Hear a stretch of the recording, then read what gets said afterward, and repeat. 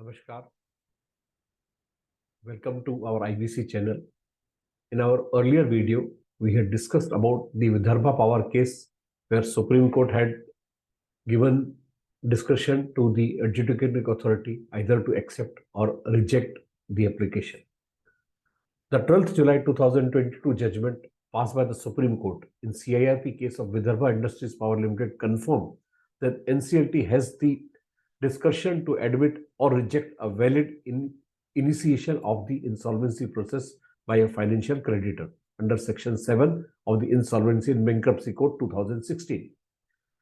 The financial creditor Axis Bank Limited filed a review petition submitting to the Apex Court that it had overlooked its own judgment in the case of E.S. Krishnamurthy and others versus Bharat High-Tech Builders Private Limited. In the writ petition, attention was drawn to the two paragraphs of the above judgment. Para 31.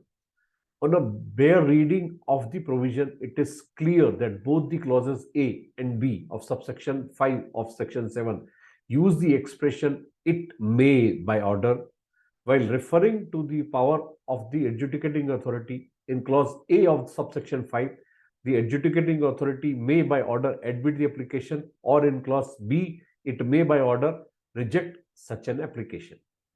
Thus, two courses of action are available to the adjudicating authority. In a petition under section 7, the adjudicating authority must either admit the application under clause A of subsection 5, or it must reject the application under clause B of subsection 5. The statute does not provide for the adjudicating authority to undertake any other action but for the two choices available. Second was para 34. Para 34, the adjudicating authority has clearly acted outside the terms of its jurisdiction under section 7(5) of IBC. The adjudicating authority is empowered only to verify whether a default has occurred or if a default has not occurred.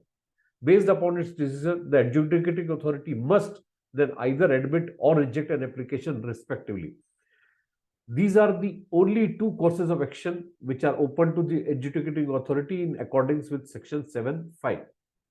The Supreme Court, in response to the above paragraphs and further submission of the learned Solicitor General, said, the question of whether section 7 subsection 5 was mandatory or discretionary was not an issue in any of the judgments cited on behalf of the review applicant.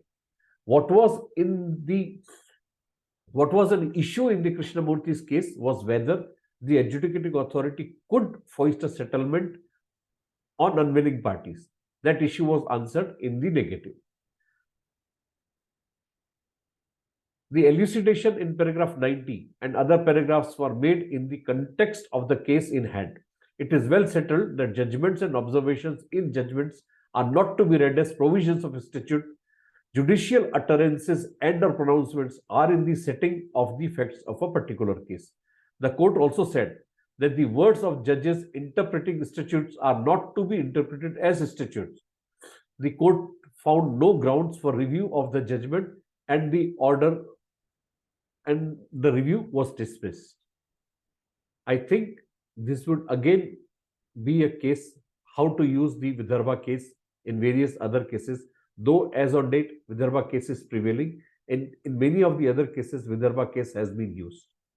Let us see how the jurisprudence evolves in times to come. Thanks for watching. Thank you very much.